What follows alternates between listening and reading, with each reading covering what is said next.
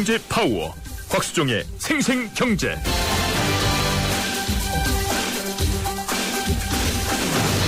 안녕하십니까. 8월 7일 입추입니다. 수요일 YTN 생생경제 시작하겠습니다. 곽수종입니다. 한창 이 방학 중이라 아르바이트 중인 학생분들 많이 계시죠. 돈 제대로 받고 좀 쉬기도 하면서 일하고 계시는지 모르겠습니다. 날씨가 더워지기 시작하는데요. 실제 그렇지 못한 경우가 더 많다고 하는데요. 열악한 환경에서 임금 체불과 성희롱 등 이 부당처우에 시달리는 경우가 상당히 많은 모양입니다. 이 갑을 관계에 전형적인 예가 되겠죠. 이런 현실에 맞서서 아르바이트 노동자 스스로가 노조 설립에 나서고 있습니다.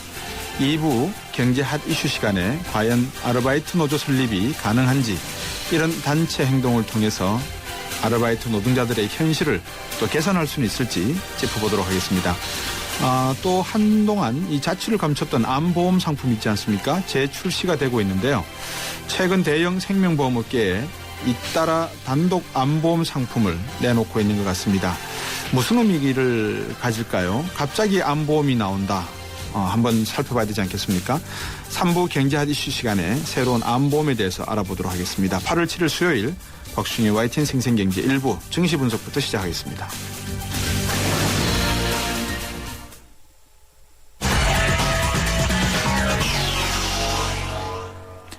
네, IBK 투자증권 서동필 투자전략팀장입니다. 안녕하세요.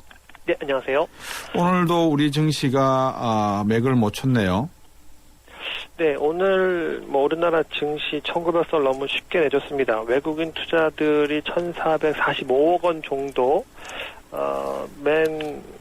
매도를 보인 반면에 국내에서는 뚜렷이 이 주식을 받아줄 대안이 없었고요. 네. 투자자만 주식을 사주다 보니까는 종합주가지수가 28포인트 내려놓으면서 종가는 1878포인트로 마감을 했습니다. 네. 전 업종이 다 빠졌다. 이렇게 보시면 될 것 같습니다. 왜 그렇습니까? 일단 두 가지 정도가 시장을 좀 껄끄럽게 한 것 같습니다. 네. 미국 자체적으로 봤을 때도 좀 미국의 이 주식시장이 고점 논란에 좀 휘말린 것이 아닌가 싶습니다. 지난주부터 어제까지 전반적인 경제지표도 상당히 양호했는데요. 네. 그럼에도 불구하고 시장 자체 반응이 좀 뜨뜻미지근했고요. 네. 또 이런 가운데서 계속 연준 지방의 중앙은행장들이 조만간에 이 양적 완화 규모를 축소할 수 있다. 네. 축소해야 된다. 이런 언급들이 나오다 보니까 이 시장의 고점 논란과 맞물려서 양적 완화 규모 축소, 이것들이 아마 시장을 끌어내리는데 역할을 한 것 같고, 네. 이것이 우리나라 시장에도 악영향을 미쳤다, 이렇게 평가할 수 있겠습니다. 그렇군요. 요새 말씀을 하셨습니다만 미국의 12개의 연준 지점이 있는데 이 지점의 위원장들께서 일부 매파들이 양적 완화 축소가 불가피하다. 대표적인 분이 이제 달라스의 연준 총재가 피셔 총재인데 이분도 네. 그런 이야기를 하고 있는 것 같습니다. 어떻게 과연 미국이 버냉키 의장이 한 말이 있거든요. 9월부터 축소에 들어가겠다. 그러다가 사정을 보고하겠다라고 다시 한 발은 뺐습니다만 어떻게 생각하십니까? 들어갈까요? 아니면 경기가 상당히 회복되는 것처럼 보이지 않습니까? 회복되지만 회복되는 추세가 좀 둔하다. 고용지표가 개선되고 있지만 질적으로는 여전히 부진하다. 상당히 엇갈린 의견들이 많은 것 같습니다. 네. 개인적으로 볼 때는 올해 내로 규모를 축소하기보다는 연말로 갈수록 규모를 축소하는 가이드라인을 명확히 제시해 주면서 내년쯤에 축소가 되지 않겠는가, 이런 생각을 하고 있습니다. 어차피 내년이면은 연준 의장도 바뀌기 때문에 이번 버냉키 의장이 먼저 액션을 취한다기보다는 향후 어떻게 중앙은행이 갈 것인가에 대한 로드맵을 정해주고 네. 그것이 연말까지 정해지면 내년부터 축소될 가능성이 높지 않는가. 그래서 올해보다는 내년에 시작될 가능성이 높다라고 지금은 판단하고 있습니다. 찰스 에반스 시카고 연준 의장하고 지금 달라스 리처드 피셔 연준 의장하고 매파와 비둘기파 간에 약간 이견이 있을 거라고 생각하는데 알고 봤더니 찰스 에반스 시카고 연준 의장도 어떻게 보면 9월 달에 들어갈 수가 있다. 양적 완화 축소가 있을 수 있다라는 이야기가 나오고 있는 거 보면 이게 어떤 우리 증시에도 상당히 좀 관심거리가 될 수 있을 것 같은데 어제도 제가 곽성준 팀장한테 여쭤봤습니다만 중국발 경기의 어떤 영향, 파급 효과 오늘은 어떻게 좀 우리 증시에 반영이 됐습니까? 그래서 중국보다는 오히려 이 일본이 더 문제인 것 같습니다. 네. 중국은 뭐 상대적으로 지금 선방을 하고 있다 보겠는데요. 지금까지 확인되는 중국의 상해종합 지수는 0.31% 정도밖에 조정을 받고 있지 않습니다. 네. 그럼 반면에 일본의 니케이 225 지수는 엔화 강세 여파로 지금 3.6% 조정을 받고 있거든요. 네. 결론적으로 보면 중국은 뭐 시장 자체가 조정을 좀 받았다. 그리고 새로운 정책이 나오지 않는다 하더라도 주식시장이 더 곤경에 처할 가능성은 낮다라고 보는 반면에 상반기에 과열이라는 말을 들었던 일본 증시는 엔화 강세가 조금 진행되다 보니까는 뭐 내놓는 조정폭이 4% 가깝다. 이거는 보면은 아마 일본 때문에 아시아 증시가 전반적으로 외면당하는 것이 아닌가 이런 좀 불안한 감도 사실은 들고 있는 것이 사실입니다. 네. 보통 이제 우리 정시가 이렇게 지지부진할 때는 시중 과거의 경험을 통해서 보면 정시 부양하라 이런 여론이 형성이 되었고 정부가 연기금을 통해서 자금을 푼다든지 나름대로 경기 부양책을 정시 부양책을 내놓기도 했는데 요즘은 뭐 별다른 이의 제기도 없고 요구도 없고 정부도 별로 크게 정시에 관여할 생각도 없고 그런 것 같습니다. 글쎄요, 뭐 경험상 이 과거에 비해서 외국인들의 좀 입김이 훨씬 더 많이 세졌는데요. 이럴 때 어설프게 증시 부양책을 내놓으면 네. 국내 자금이 어설프게 이 외국인 자금을 받아줄 개연성도 충분합니다. 네. 그렇기 때문에 심리를 추스리기 위해서 뭐 증시를 부양할 필요가 있다라고 하지만 실효성에 대해서는 너무나 많은 물음표가 달려 있기 때문에 네. 아마 이 정책이나 이런 방안들을 강구하는 분들도 이런 점들을 뭐 염두에 두고 있는 것이 아닌가. 그래서 뭐 일시적으로 이런 정책을 피는 것이 증시를 부양하는 데에 썩 도움이 되지 않는다고 보고 있고요. 사실 뭐 오늘 1900선 내주긴 했지만 1900선 부근이라고 한다면 뭐 증시 부양책을 내놓을 만한 수준이냐 봤을 때는 아직은 뭐 그런 수준은 아니다라고 판단하고 있습니다. 예, 외국인이라고 하는 악어가 입을 쩍 벌리고 있어서 잘못 고기를 던져줬다가는 바로 악어 뱃속으로 들어갈 것 같아서 정부도 부양을 못하고 지수상으로도 지금 뭐 증시 부양을 이야기하기에는 뭐 1800대에서 1900대 이 박스권에서 움직이고 있기 때문에 큰 이의는 없는 것 같다는 말씀이신 것 같은데 예. 우리가 가계부채 이야기를 하고 복지정책 이야기를 하고 조세수익 이야기를 하고 금융소득 이야기를 할 때 지금 중산층 중에 대부분 월급쟁이라고 하죠. 이 회사원들도 주식에서 투자를 어느 정도 하고 있는 걸로 알고 있는데 이런 문제를 근본적으로 해결하는 방법이 동시다발적으로 여러 가지 방면에서 접근을 해야 될 필요가 있다고 보는데 정시도 어느 정도 정부의 어떤 재정정책이라든지 금융정책에 영향권 안에 들어가 있다 보면은 어느 정도 시그널을 좀 줘야 되지 않겠습니까? 글쎄요, 그런 걸 뭐 바라고는 있겠지만 어떻게 보면은 차라리 뭐 장기로 펀드에 가입하는 투자자에게는 네. 뭐 세제 혜택을 준다든지 네. 아니면은 뭐 세금을 좀 깎아준다든지 그러게요. 뭐 이런 형태의 정책이라고 하면 찬성할 수 있는 부분입니다. 네. 뭐 하지만 직접적으로 시장을 어떻게 부양할 수 있는 자금을 밀어넣는다는 것은 어떻게 보면은 뭐 옛 속담에 비유하면 뭐 엄발을 오줌 누기 정도밖에 안 될 것이기 때문에 네. 뭐 아마 세제나 이런 뭐 장기 투자하는 쪽에 대한 혜택을 주는 정책이 그러니까요. 나온다면 정도이지 네. 그 이상을 논하기 쉽지 않아 보입니다만 최근에 워낙 세수 확보에 여러모로 다각도 접근을 하고 있는 정책이라고 본다면 예. 이쪽에 대해서 그렇게 저희가 기대하는 정책이 나오기는 쉽지 않을 것 같다는 생각도 걱정도 함께 되고 있습니다. 일본 엔 달러 환율이 지금 97엔 정도까지 떨어졌는데 일본이 지금 동남아 국가들을 포섭하기 위한 전략적인 움직임일까요? 글쎄요, 뭐 그 기저에는 어떠한 내용이 깔려 있는지는 뭐 정확히 판단할 수는 없지만 저는 개인적으로 엔화의 움직임은 결국은 달러가 어디로 가느냐에 대한 반작용이다라고 보고 있습니다. 네. 달러가 그동안 좀 강세로 가다가 최근 들어서 강세 부분이 조금 둔화됐는데 실제적으로 미국 경제 성장 지표는 좋게 나오고 있지만 과연 성장에 대한 믿음이 있는가에 대한 고민들이 함께 되고 있는 것 같습니다. 네. 그렇기 때문에 달러가 약세로 흐르고 있고 그렇기 때문에 반대쪽에 엔화가 강세로 빠지고 있기 때문에 뭐 일단 어떤 뭐 이 테이블 밑에서 어떤 정책이 오가는지는 모르겠지만 일단 눈에 보이는 거는 달러 약세 때문에 엔화가 강세로 가고 있는 것이고 이것이 뭐 일본 증시는 직격탄 날리고 있다라고 봐야 되겠고요. 그 네. 피해도 우리가 함께 보고 있다 이렇게 지금 보고 있습니다. 네. 오늘 말씀도 잘 들었습니다. 고맙습니다. 예, 감사합니다. IBK 투자증권 서동필 투자전략팀장이었습니다.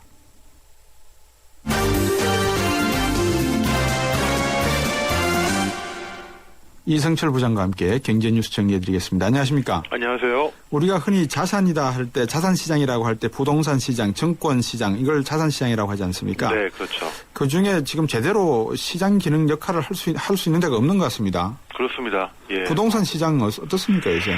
뭐 아시다시피 지금 굉장히 매매 시장은 얼어붙어 있고 네. 또 전세 시장은 급등을 하고 있고 상대적으로 월세 시장은 또 이 부진해 있고 네. 뭐 이 매매, 월세, 전세 이 각 시장마다 어느 것 하나 지금 제대로 돌아가는 것이 없는데 어쨌든 큰 틀에서 본다면 부동산 시장은 한파 상태라고 봐야 됩니다. 네. 부동산 시장 한파에서 빚어지는 것들이 파생 형태로 이렇게 지금 나타나고 있는 건데 결국 금융시장에도 이게 다 영향을 미치게 됩니다. 일단 부동산 거래가 활발해져야지 이제 금융 거래도 같이 활발해지는 특히 네. 대출 쪽에서는 그런 모습이 나타나고 있는데 그 반대의 지금 모습이 나타나고 있는 거죠. 그러니까 네. 한국은행이 오늘 내놓은 그 7월 금융시장 동향 자료를 보니까요. 지난달에 은행들의 이 가계대출 그중에서 특히 이제 이 주택담보대출이 예. 과거보다 증가세가 아주 현격히 꺾였습니다. 한 달 동안 2조 8천억이 늘어나는데 그쳤고 이것은 전월에 5조 8천억 원이 늘어난 거에 비하면은 딱 절반에도 못 미치는 그런 수준이라고 왜 그렇습니까? 있습니다. 이 아시다시피 취득세 한시적 감면 조치가 6월 말에 끝났습니다. 네네. 그러니까 이 취득세 감면 혜택을 보기 위해서 거래를 하시려는 분들이 주로 6월 말까지 다 끝냈고 예. 그때 이제 이 대출을 받아서 집을 사시려는 분들도 대부분 그 시기에 다 대출을 받았다고 봐야 됩니다. 예. 그러니까 주택 거래가 7월부터 이른바 거래 절벽이라는 말이 나올 만큼 이 취득세 한시 이하의 종료 여파로 7월부터 주택 시장이 꽁꽁 얼어붙으니까 뭐 대출을 받아서 집 사려는 분들도 당연히 별로 없으실 거고요. 네. 대출도 같이 급격하게 줄어드는 모습을 보이고 있는데 참고로 서울의 경우 6월에 아파트 거래량이 월 9천 가구 정도가 거래가 됐는데 7월 달엔 1,800가구밖에 안 됐다고 그럽니다. 네. 5분의 1로 줄어든 건데 물론 우리나라 가계 대출 상황에 비춰본다면은 뭐 빚이 늘어나지 않는 거는 일견 가계 건전성이라는 측면에서 본다면 바람직한 측면도 있습니다. 네. 근데 그것이 어떤 전체적인 어떤 가계 부채의 좀 구조조정이라든가 이런 측면이 아니라 주택시장이 얼어붙은 거에 대한 결과라는 측면에서 본다면은 네. 썩 뭐 이렇게 환영할 만한 일이라고는 말할 수가 없는 거가 아닐까 생각이 됩니다. 예. 말씀하셨지만은 지금 전세 가격이 상당히 그 가파르게 올라가고 있는 모습인데 네. 현원석 부총리가 전월세 상한제 이게 좀 반대 의견을 내세웠습니까? 네, 지금 전세 가격이 워낙 지금 많이 뛰니까요. 네. 지금 야당 같은 경우에 이 전월세 상한제를 담은 입법안을 지금 국회에 제출을 한 상태입니다. 네. 그 내용을 보면은 이제 전월세 세입자가 희망을 할 경우에는 예. 한 번에 한해서 계약을 더 연장할 수 있는 계약갱신 요구권을 가질 수가 있고요. 세입자가. 그러니까 주인한테 계약 갱신을 한 번 정도 더 연장해달라고 요구할 수 있는 권리를 갖는다는 네. 겁니다. 예. 그리고 계약 갱신 때는 전세 보증금 인상률을 5%, 연 5%. 그러니까 만약에 2년 계약을 한다면 네. 뭐 한 10% 정도 이상은 올릴 수 없게. 예. 그러니까 1억짜리 전세면은 2년 계약을 하면서 최고 지금은 뭐 1억짜리 전세 연장할 때 1억 5천도 부르고 2억도 부르고 하지 않습니까? 예, 예. 근데 이걸 이제 1억 1천만 원밖에 못하게 하겠다는 이제 그런 굉장히 강력한 예. 가격을 묶어두는 그런 법안이라고 볼 수 예. 있는데 이거에 대해서 이제 현 부총리가 오늘 이제 반대 입장을 밝힌 겁니다. 네. 방송기자 클럽 오늘 토론회가 있었는데 그 자리에서 이 전월세 가격을 제한하는 건 임차인을 보호하는 측면이 있지만 시장 반응을 살펴보면은 이렇게 되면은 오히려 공급이 줄어가지고 임차인이 오히려 집을 구할 수 없는 이런 상황이 올 수도 있다. 그렇기 때문에 이게 의도하지 않은 오히려 부메랑 효과가 올 수도 있다. 이런 뜻에서 반대 입장을 밝혔습니다. 근데 지금 이제 이 주택 법안을 놓고 여야 간의 일각에서는 빅딜론이라는 게 이른바 나오고 있습니다. 여당은 야당이 내놓은 전월세 상한제 법안에 대해서 반대를 하고 있습니다. 네. 반대로 여당은 이제 주택거래 활성화를 위해서 양도소득세 중과를 폐지하는 안을 올렸는데 이거는 야당이 또 반대를 하고 있죠. 예. 그러니까 이 여당의 양도소득세 중과 폐지안을 야당이 받아들이고 대신에 야당의 전월세 상한제를 여당이 받아들이는 이른바 이제 빅딜론이 국회 주변에서 지금 이제 논의가 되고 있는데 이 부분에 대해서도 이 현 부총리는 이 두 가지 법안을 이런 식으로 이제 빅딜을 할 건 아닌 것 같다. 양도세 중과 폐지는 필요하지만 전월세 가격 통제는 바람직하지 않다. 그러니까 여당 법안은 통과가 필요하지만 야당안은 아니다라는 이런 입장을 밝혔는데, 글쎄요, 지금 이제 모르겠습니다. 이게 이제 빅딜을 할 수 있는, 서로 딜을 할 수 있는, 정치적으로 타협을 할 수 있는 법안인지 여부를 일단 따져봐야 될 것 같고요. 예. 국회에서 과연 그렇게 할지는 모르겠습니다만은, 어쨌든 굉장히 주도 면밀하게 이 법안은 처리가 돼야 된다고 생각합니다. 그러니까 단순히 말씀드린 것처럼 세입자 보호가 끝나지 않을 수도 있고, 예. 또 반대로 해보지도 않고 이렇게 했을 경우에 그런 폭등하는 전세 가격을 도대체 어떻게 할 거냐, 이런 문제도 남아있기 때문에, 예.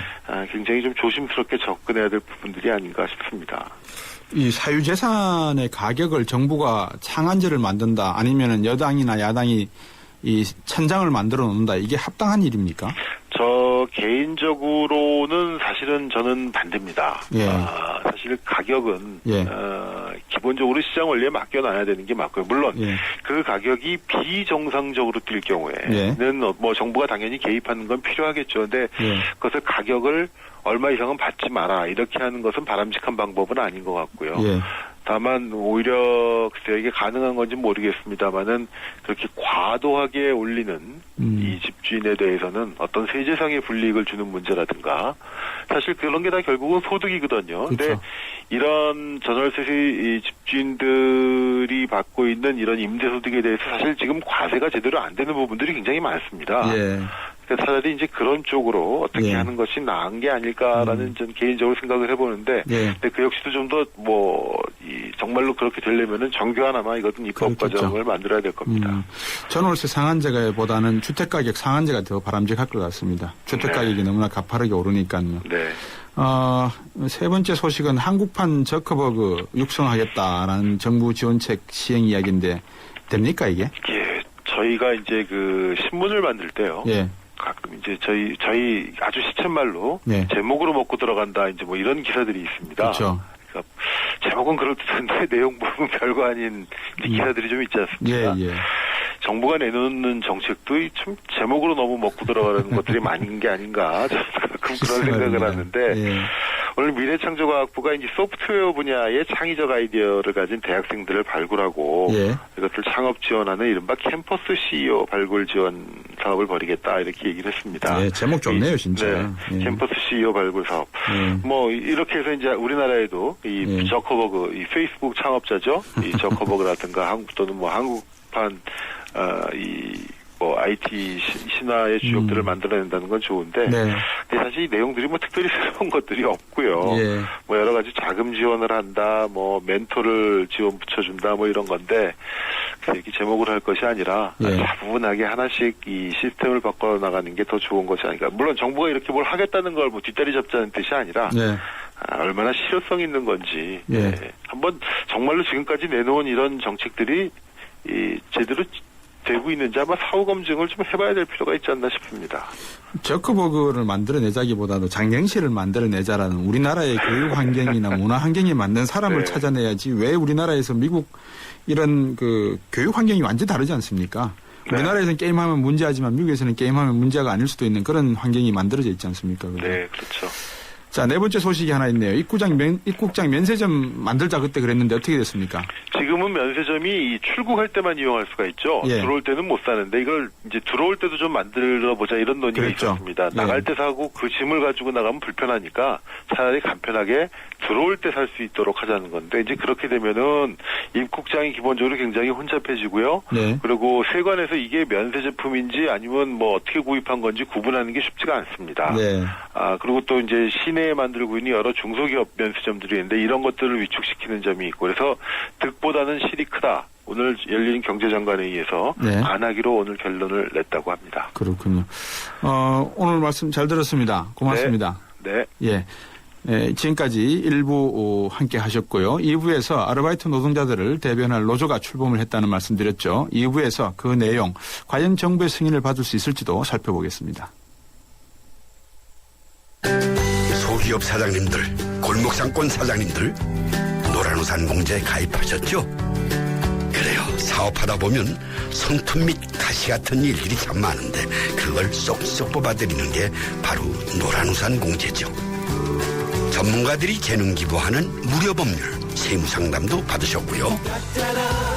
법으로 보호받아 안심할 수 있는 노란우산 공제. 소기업 소상공인이 행복한 대한민국을 만들겠습니다. 참 고마운 동행 노란우산 공제. 이 캠페인은 중소기업 중앙회와 함께합니다. 2013 가요계 최대 이슈. 대한민국의 살아있는 전설 가왕 조용필. 그가 돌아온다. 음악으로 대중의 정서와 공감을 이루며 함께 호흡하는 무대 위의 거인 조용필. 2013년 하반기 최고의 공연. 조용필 전국 투어 콘서트 헬로가 순천, 울산, 수원, 일산, 광주, 창원에서 펼쳐집니다. 티켓 예매는 인터파크 1544-1555.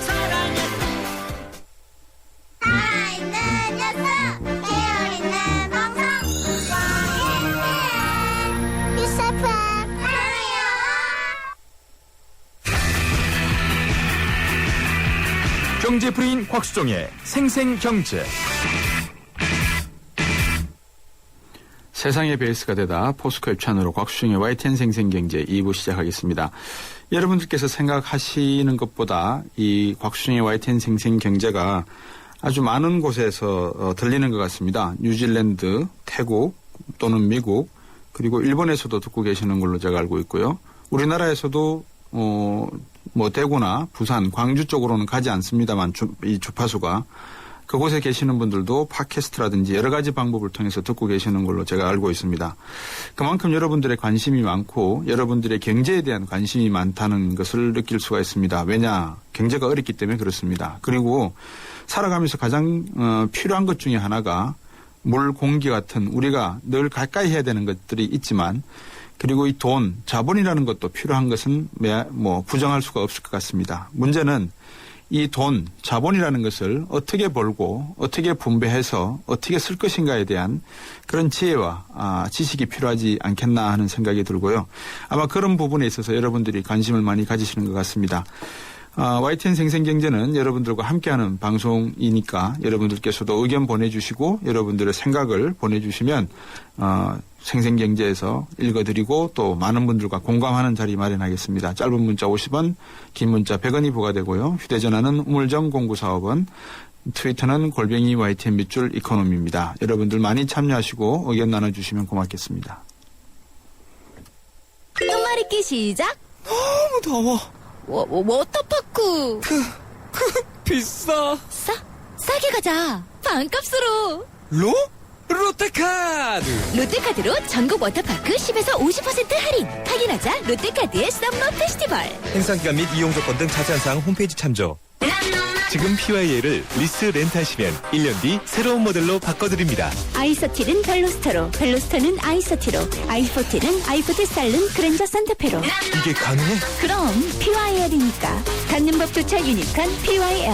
최소 3년 이상 계약. 최종 변경 시 88만 원 부담. 자세한 사항은 홈페이지 참조. 김남주는 어떤 정수기 쓰냐고요? 쭉 청호코만 쓰다가 다시 청호신상 티니 29cm니까 어디든 쏙. 전기세, 렌탈료는 알트. 자외선 살균까지 알아서 척척.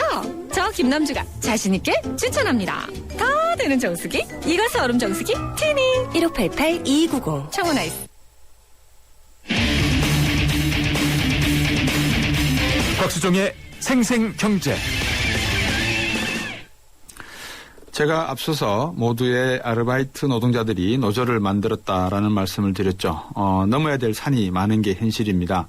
알바 노조가 왜 필요한지 또 정부는 어떻게 생각하고 있는지 인정을 받을 수는 있는지 인정을 받는다면 무엇을 어떻게 할 수 있는 건지 한번 살펴보겠습니다. 구교현 알바 노조 준비위원장 전화 연결했습니다. 안녕하십니까? 네, 안녕하세요. 아르바이트 줄여서 그냥 알바로 읽겠습니다. 네네네. 알바 노조가 정식 출범한 거 맞습니까? 네네. 어제 저희가 이제 공식적으로 이제 활동 시작하는 기자회견을 했고요. 예. 오늘 이제 신고 필증이 지금 나왔다고 방금 전에 연락을 받았습니다. 예. 네네네. 신고 필증이 갖는 의미가 뭡니까? 이제 노조 설립이 이제 뭐 노조 설립이 끝났다, 그 절차가 끝났다라는 것을 의미합니다. 그러면 네네. 이제 정부의 승인만 남은 겁니까? 정부가 승인을 한 겁니다. 예. 필증이 나왔다는 것은 노조로서 정부가 승인을 했다 이렇게 됐군요. 얼마 만에 나온 겁니까? 신청하시고? 한 2주일 정도 걸린 것 같습니다. 빨리 나왔네요. 네네네. 이번에 알바 노조를 신청하셨는데 왜 노조가 필요하다라고 생각을 하셨습니까? 지금 이제 우리 사회에 지금 알바 노동자의 수가 최대 한 500만 정도를 예상할 만큼 이게 굉장히 하나의 보편적인 노동 형태가 되었습니다. 그렇죠. 그런데 이 알바 노동자들의 현실은 너무나 열악하고요. 최근에 한 그 알바 이 중개 사이트의 조사에 의하면 알바 경험자 중에 한 70% 정도가 아무튼 부당한 대우를 받았다 이렇게 답변을 하고 있습니다. 그런데 이런 열악한 알바 문제에 대해서 지금까지 이제 실태를 조사해서 고발하는 정도의 이제 이런 활동들이 있었고 노동청의 진정도 많이 하고 하지만 이게 실질적인 도움을 이렇게 빨리빨리 받기 어려운 이런 문제들이 있었고요. 그래서 알바 노동자들이 사실 이제 우리 헌법에 보장되어 있는 단결권, 단체 행동권, 단체 교섭권 이런 권리를 통해서 보다 실질적인 권리를 확보해 나가자 이런 취지로 노동조합을 만들게 되었습니다. 제가 사실 오늘 인터뷰 질문하면서 우리 작가분들이나 PD 선생에게 듣기로는 결과가 다음 주에 나온다고 하셨다 그러더라고요. 근데 조금 전에 이 신고 필증이 나왔다는 말은 생생경제 지금 방송하시면서 처음으로 말씀해 주신 건가요? 저희가 1시간 전쯤에 연락을 받아가지고요. 축하드립니다. 감사합니다. 어깨가 무거우시겠어요? 많이 무겁습니다. 왜 그러냐 그러면은 아시겠지만 지금 그 필요성에 대해서는 말씀을 해 주셨고, 그죠? 지금 이 알바 노조가 형성이 됨으로 해서 우리 노동시장이 지금 앞에서도 말씀을 해 주셨습니다만 정규직, 비정규직, 시간제 근로자, 알바 이렇게 또 나누지 않습니까? 맞습니다. 진골, 송골 이렇게 막 나뉘어지는데 그렇게 되면 이제 대리기사 노조도 출범할 수 있을 거고 시간강사 노조 여러 가지 많은 분들이 이제 여기에서 하나의 그 뭐라 그럴까요? 격려를 받을 수 있고 서로 협력할 수 있는 부분이 있는데 맞습니다. 알바연대의 경우에 생각하시기에 무엇이 성공 요인이었다 이렇게 생각을 하십니까? 준비하시는데. 저희 노조를 만드는 데 있어서요? 왜냐 그러면 여러 가지 의미가 있는데 그걸 한번 여쭙고 싶고 그 답을 해주시면 제가 다음 질문 하나 드릴게요. 지금 사실 이제 사회적인 어떤 그 배경이 좀 그 영향을 미쳤다고 볼 수 있는데요. 말씀드렸던 것처럼 아르바이트 노동자 수가 굉장히 많고 500만요. 특히나 최근에 또 이게 그 청년층뿐만 아니라 이 중장년층 사이에서도 아르바이트 노동자들이 굉장히 많이 늘어나고 있습니다. 이게 최근에 또 조사에 의하면 최근 2년 사이에 한 10배 정도가 이렇게 늘어났다. 이게 아무튼 50대, 60대 이런 분들이 직장에서 나오셔서 마땅한 일자리가 없어서 이제 알바 시장으로 이제 들어오시는 건데요. 이렇게 전 연령대로 이렇게 확대되고 있는데도 불구하고 이 고질적인 이런 문제들이 여러 가지 법을 지켜지지 않는 문제들이 많이 있다라는 것이 사실은 그동안 이제 여러 시민단체들을 통해서 알려져 왔었던 거죠. 그런 과정들 속에서 이제 이 문제를 좀 다른 수단으로 이제 해결해보자. 그것은 다른 삼자 이게 주변에 계신 분들이 문제를 제기하는 것이 아니라 직접 아르바이트 노동자들이 우리들의 이제 조직을 만들어서 문제를 제기해보자라는 것이 좀 많은 분들이 이제 알바 노조를 지지하고 원하는 이런 계기가 되었던 것 같습니다. 지금 노조원 몇 분이서 지금 출범을 하신 거고 또 이 준비해 나가는 과정 간략히 좀 소개해 주시겠습니까? 저희도 이제 지금은 이제 조합은 10명입니다. 사실 많이 되지는 않고요. 우리나라 지금 법에는 노동조합에 2명만 있어도 노동조합을 결성할 수가 있습니다. 그래서 그런 절차가 있고, 저희들이 이제 이 7월 달에 이제 간단히 총회를 가졌고, 이 총회를 통해서 규약과 조직의 형식을 갖추었고요. 이것을 정리해서 노동청에 이제 설립신고서를 제출했고, 노동청에서 이제 몇 가지 사실 확인을 이제 보완 요청들이 있었고, 그래서 이제 답변을 해드렸고요. 최종적으로 노동부에서 이제는 이런 노조가 필요하다라는 아마 좀 정책적인 판단도 하시지 않았을까 이런 생각을 하고 있습니다. 노동자들 그중에서도 알바 노동자들이 겪는 불합리한 것 중에서 무엇이 가장 큰 문제일까요? 최저임금입니까? 아니면은 불평등한 대우입니까? 어떤 겁니까? 저희가 볼 때는 참 여러 가지 문제들이 많은데요. 가장 크게는 이게 참 인식의 문제가 좀 가장 크지 않나 이런 생각이 드는데요. 이게 뭐 아르바이트 하시는 분들도 노동자고 네. 우리 대한민국에 있는 노동법상의 모든 권리를 보장받는다라는 것에 대해서 사장님도 잘 모르고 알바 노동자도 잘 모르고 네네. 사실 이런 현실이 좀 있는 것 같고요. 예. 그리고 사장님들 입장에서도 사실은 좀 뭐 하루를 일하든 1시간을 일하든 예. 같이 이제 일하는 분들에 대해서 좀 인격적으로 좀 대해 주시고 뭐 이렇게 지켜야 될 걸 지켜주시고 이렇게 해주시면 참 좋은데 네. 너무 좀 뭐라고 해야 되나 좀 너무 쉽게 생각하시는 부분들이 많이 있는 것 같아요. 네. 그러면서 사실 일하는 알바 노동자들도 그 일하는 곳에서 소속감과 책임감을 가지기 어려운 네. 이런 상황이 자꾸 벌어지는 것 같고요. 네. 그래서 이게 아르바이트 노동자들이 노동자다. 그리고 모든 법의 보호를 받고 권리가 있다라는 것을 이제 우리 사회 상식으로서 좀 네. 많이 알려져야 되지 않을까 이런 생각이 듭니다. 그럼요. 이 노동 근로자라고 하는 것이 직업이나 종류에 불문하고 임금이나 급료, 기타의 이에 준하는 수입이 발생하는 분들을 다 총칭하는 거지 않습니까? 네네. 제가 너무 상담하다 보면 많은 분들이 진짜 말씀하셨듯이 사장님도 잘 모르시고 네네. 아르바이트 하시는 분도 모르시는 이야기들이 많이 이렇게 상담으로 들어오거든요. 맞습니다. 이런 분들이 이제 목소리를 대변하셔야 되는 그런 막중한 책임이 있는데 기존의 민주노총이나 한국노총 네네. 이쪽하고 관계는 어떻게 하실 거며 어떻게 이분들의 목소리를 대변하실 건지도 한번 말씀해 주시겠습니까? 아직 뭐 저희가 이제 뭐 상급 단체에 대한 문제는 아직 뭐 논의한 바는 없고요. 네. 그런데 일정하게 협력 관계가 좀 필요하다고 생각합니다. 네. 특히나 지금 최저임금 문제 같은 경우가 네. 최저임금을 정하는 최저임금위원회에 한국노총, 민주노총에서는 들어가시는데 네. 뭐 정작 최저임금 받고 일하는 알바 노동자들은 그렇죠. 들어가지 못하고 있습니다. 맞습니다. 그래서 예. 저희가 이제 오늘 이 신고 필증 나오면서 예. 바로 이제 한국노총, 민주노총 이제 위원장님들께 면담을 좀 요청을 드릴 거고요. 예. 이걸 통해서 뭐 전국적인 이제 아르바이트 노동자들의 뭐 조직 사업에 대한 지원 문제라든지 네. 아니면 최저임금 위원회에 이제는 알바 노동자들이 참여해야 됩니다라는 당연히, 말씀을 전해드리는 예. 뭐 이런 것들을 좀 하면서 좀 최대한 협력할 수 있는 부분, 함께 할 수 있는 부분들을 찾아 나갈 계획입니다. 전국적인 조직 사업도 이제 준비를 하셔야 될 것 같은데 가장 큰 난관이 뭐라고 생각되시고 어떤 도움이 필요하십니까? 사실은 뭐 아르바이트 노동자들이 한 군데 모여 있는 노동자들이 아니기 때문에 예. 다 개별 하나하나씩 다 흩어져 있는 상황이고 예. 그래서 일단 뭐 알바 노조가 존재한다. 이런 활동을 하고 있다라는 것에 대해서도 사실은 잘 모르는 아르바이트 노동자들이 그렇죠. 태반일 것입니다. 예. 그래서 저희들의 존재 그리고 저희들이 어떤 일들을 하고 있는지를 많이 알리는 게 일단은 급선무고요. 네. 그래서 한 가지 생각한 거는 뭐 일단 뭐 민주노총 같은 것도 조합원 분들이 80만 명 이렇게 되시니까 예. 그리고 이분들도 다 부모님들도 많이 계시고 자녀들도 실제 알바를 하고 있는 분들도 많이 계실 거니까 예. 뭐 전체 조합원들에게 알바 노조라는 게 만들어졌고 뭐 도움을 받기 위해서 이렇게 하면 된다라는 것을 뭐 전체에 알린다든지 예. 그리고 지역에서 이런 미조직된 비정규 노동자들 조직 사업을 하시는 분들에게 구체적으로 뭐 편의점이든 커피 전문점이든 이런 알바 노동자들과 함께 할 수 있는 사업을 좀 제안을 한다든지 이런 방식으로 좀 고민을 해보고 있습니다. 네.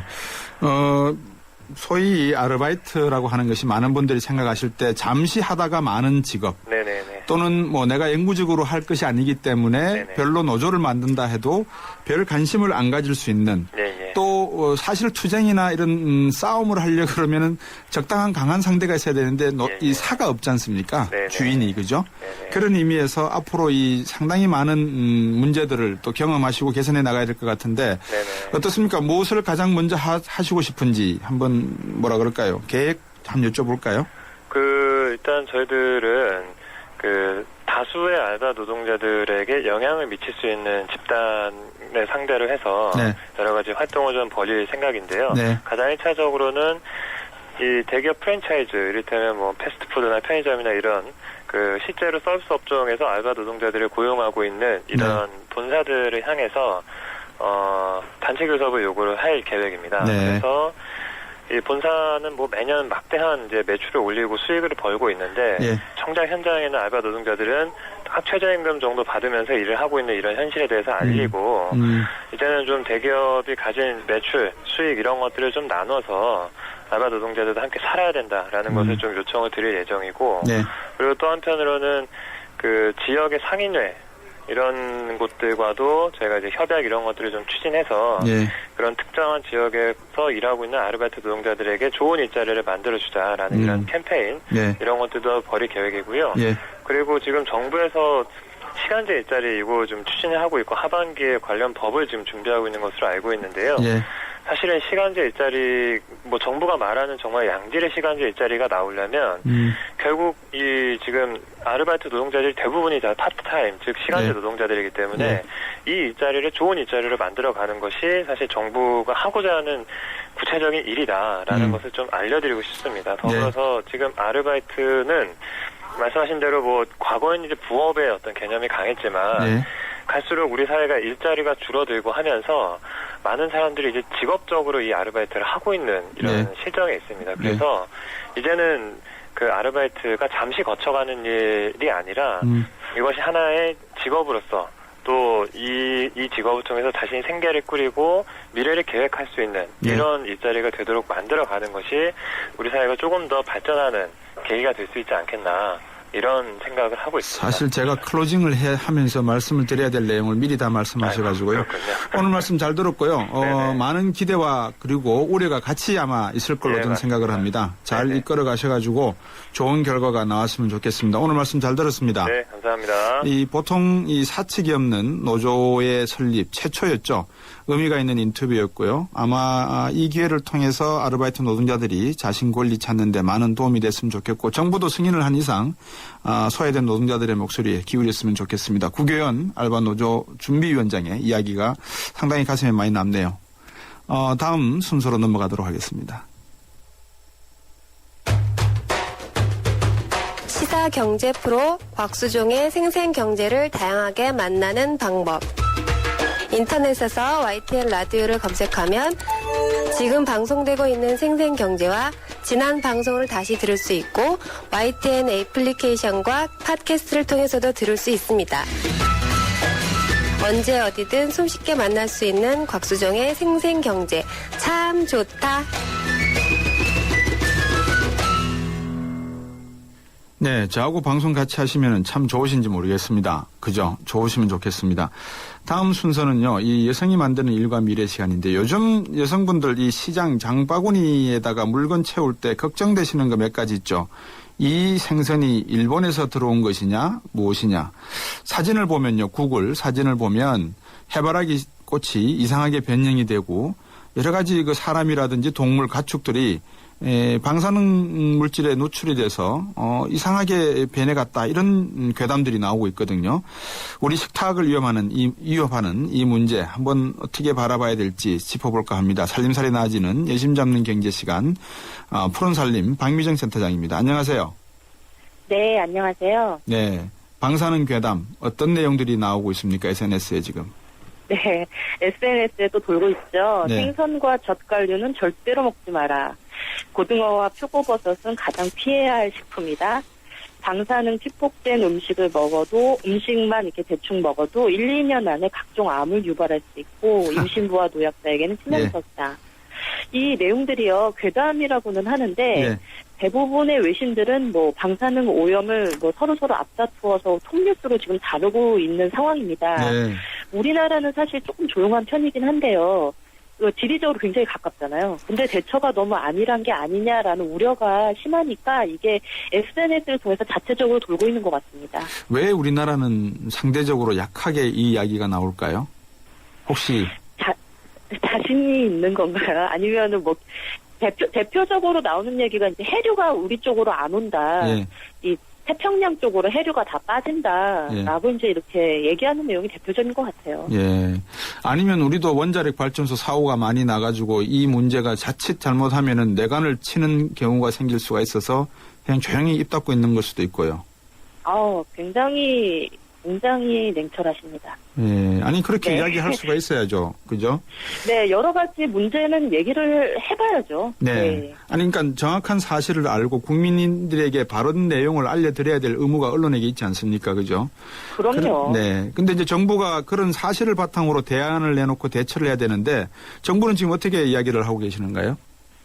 네, 정홍원 국무총리가 직접 나서가지고요. 예. 악의적으로 괴담을 조작, 유포하는 행위를 추적해서 처벌하겠다. 예. 그래서 이런 괴담이 더 이상 이렇게 막 유포되지 않도록 근절되도록 해달라고 관계기관에 지시한 것으로 알려지고 있습니다. 예.